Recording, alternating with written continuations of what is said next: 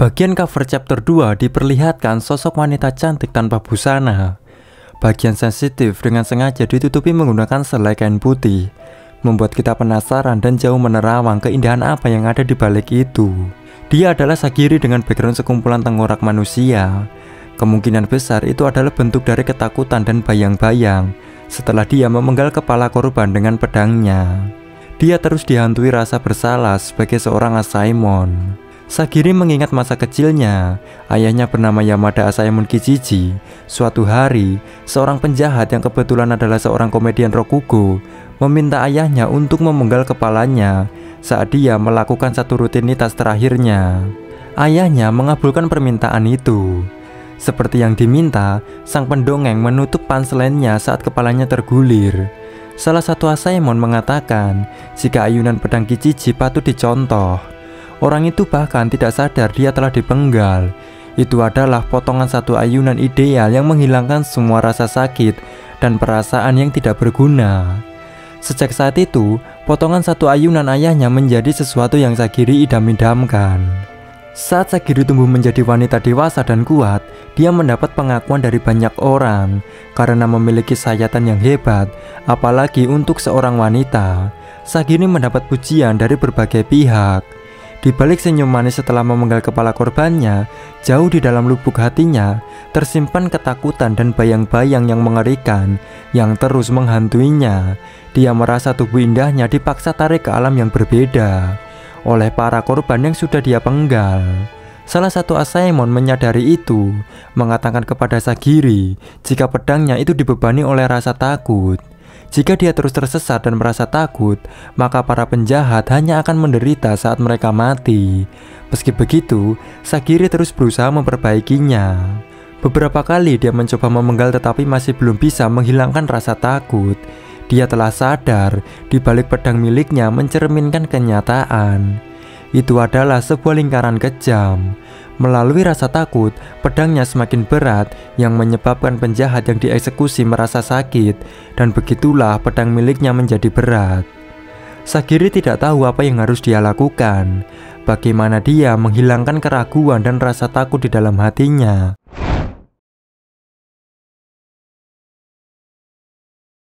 Para penjahat dan pendosa dari seluruh negeri telah berkumpul di bibir pantai.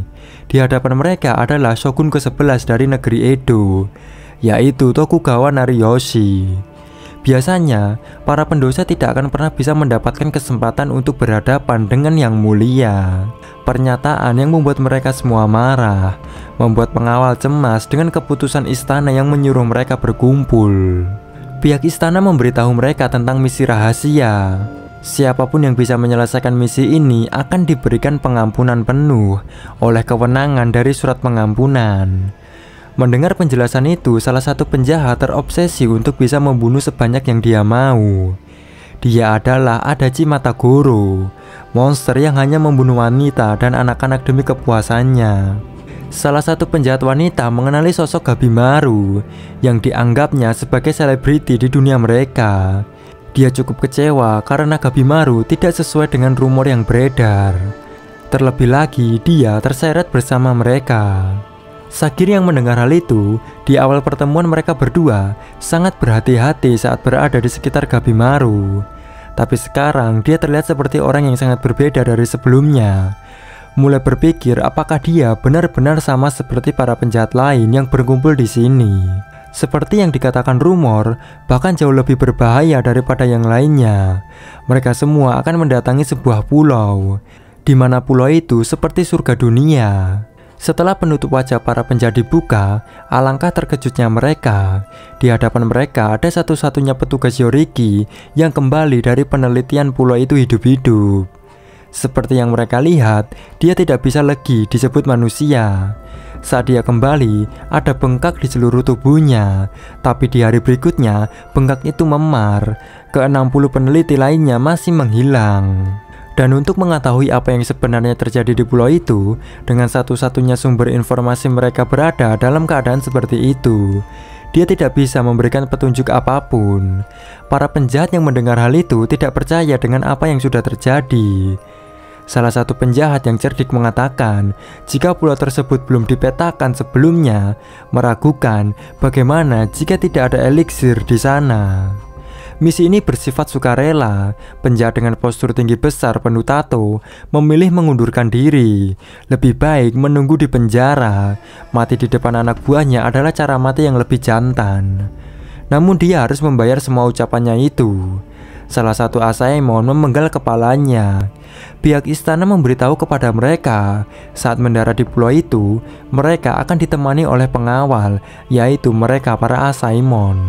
Mereka semua ditetapkan dengan hukuman mati. Kenyataan ini tidak akan berubah. Penjahat yang bertindak sendirian atau melakukan hal yang bodoh di pulau itu, kepala mereka dipenggal saat itu juga. Para Asaemon akan menemani mereka sebagai pengawas.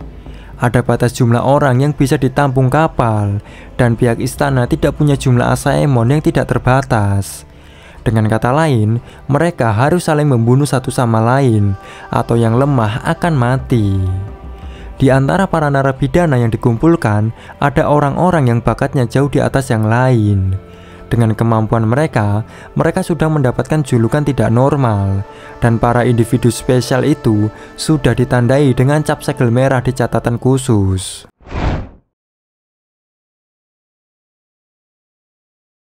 Sagiri kembali teringat kehidupan masa kecilnya.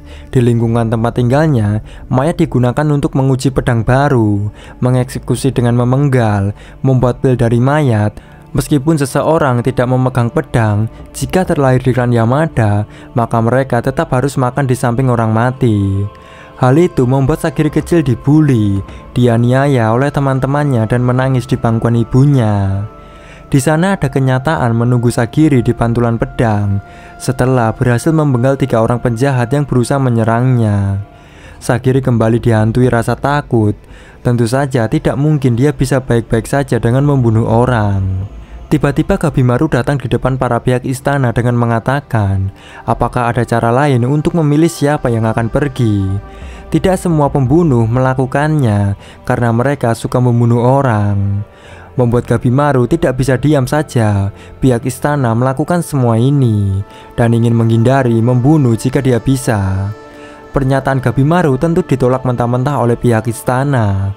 Menyuruh siapa saja yang bisa membunuh Gabimaru akan menjadi bagian dari ekspedisi. Tidak ada pilihan lain, Gabimaru akan melakukan apa yang harus dia lakukan, mulai membunuh siapa saja yang menyerangnya. Cara membunuh yang sangat kejam membuat para Asaemon dan pihak istana tercengang. Menyaksikan hal itu membuat Sagiri berpikir, apakah mungkin yang kurang dari dirinya bukanlah kekuatan untuk tidak merasakan ketakutan saat mengambil nyawa seseorang, tapi ketetapan hati untuk menanggung beban dari hidup orang-orang itu bersama dirinya. Saat Sagiri ingin memenggal kepala Gabimaru, pihak istana menghentikan kekacauan yang sudah terjadi. Mereka mulai menaiki kapal dan berlayar ke pulau misterius yang berada di lautan selatan untuk menemukan eliksir kehidupan. Dan dengan rahasia keabadiannya, sekarang mereka adalah pria dan wanita yang bebas. Tidak ada yang perlu ditakutkan. Tujuan mereka adalah surga nirwana, dunia ajaib, negeri yang kekal. Itu adalah tempat tanpa bahaya. Itulah alur cerita chapter 2 dari manga berjudul Hell Paradise Jigokuraku. Jika kalian merasa tertarik dan penasaran dengan alur cerita berikutnya, silahkan komen di bawah. Saya rasa cukup sampai di sini video kali ini. Saya Chan pamit undur diri. Sampai bertemu lagi di next video. Thank you.